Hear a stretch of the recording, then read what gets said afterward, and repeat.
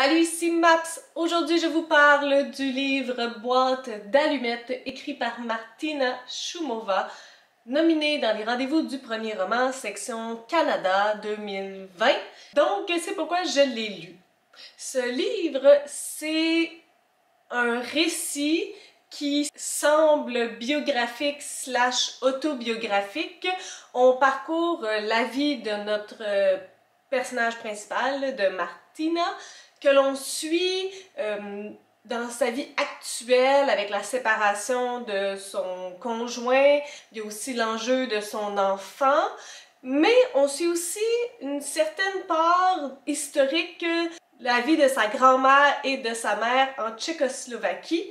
Et tout ça se fait dans la forme d'un récit de tout petits fragments. Donc, c'est très rare qu'on a une page complète où ça parle de la même chose. Il y a aussi des images, des photos, des documents au travers de l'histoire. Le récit se fait dans un ordre non chronologique, donc on peut passer un petit fragment avec Martina, retourner dans le passé avec sa grand-mère, revenir avec un passage avec son fils Émile, retourner avec un passage de sa mère. Donc il n'y a pas nécessairement de ligne directrice dans cet ouvrage-là.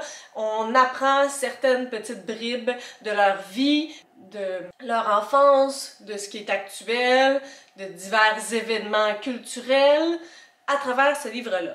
Rétrospectivement, ce livre-là avait peu de chances de me plaire. De un, les histoires non linéaires ne me réussissent pas particulièrement. C'est très rare que j'y trouve un certain plaisir parce que j'ai pas l'impression d'être capable de m'immerger complètement. Donc, le format ici de petits fragments nuit un peu au fait que je réussisse à m'immerger. En plus que c'est non linéaire, ça fait en sorte que je suis complètement perdue tout le temps.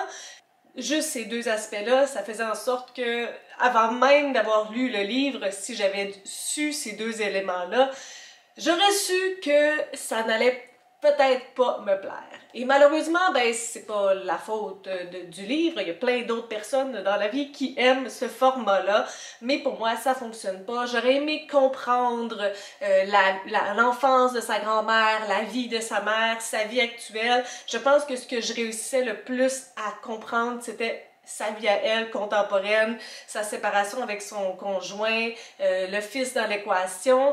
Lorsqu'il y avait des passages plus longs qui duraient comme une page et demie, c'est là que j'arrivais à rentrer dans l'histoire. Mais sinon, je restais tout le temps en surface, puis j'arrivais pas à m'embarquer dans son récit. C'est intéressant parce que c'est pas nécessairement mentionné, est-ce qu'on parle d'autofiction, est-ce qu'on parle de biographie / autobiographie pour les passages où ça parle de elle. Il y en a même une mention dans le livre, ce qui est très drôle parce que on dirait qu'elle garde le mystère quant à ça. C'est sûr qu'avec les photos, il y a un aspect qui fait très non fictif, qui fait très vrai lorsqu'on a des photos et des documents pour des déplacements, des voyages et surtout l'immigration ici à Montréal.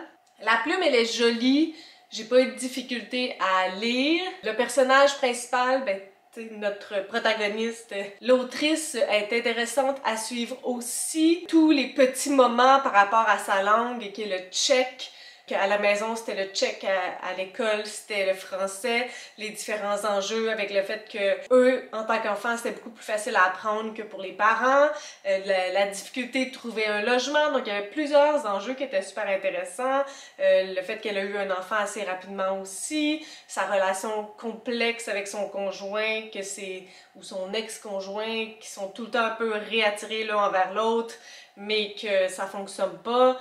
Donc, j'ai aimé les thématiques, mais j'ai pas réussi à l'apprécier autant que quelqu'un d'autre à cause des enjeux que je vous disais préalablement. C'est pas un très gros livre, donc je vous dirais que ça fait pas mal le tour de ce que je voulais vous en dire. Je trouve aussi que lorsqu'on a un objectif historique, ce format-là me permet pas de bien comprendre toute la portée de ça. Un objectif culturel qui est une autre culture que que la mienne. Donc malheureusement, c'est la fin de ma critique et ça ne l'a pas tout à fait fait pour moi. Sur ce, si vous avez des suggestions, des critiques, des commentaires, n'hésitez pas à le faire en dessous de ma vidéo. Je publie des vidéos assez fréquemment dans une semaine. Si vous avez aimé cette vidéo, n'hésitez pas à mettre un petit pouce ou à vous inscrire à ma chaîne. Et sur ce, je vous souhaite de bonnes lectures.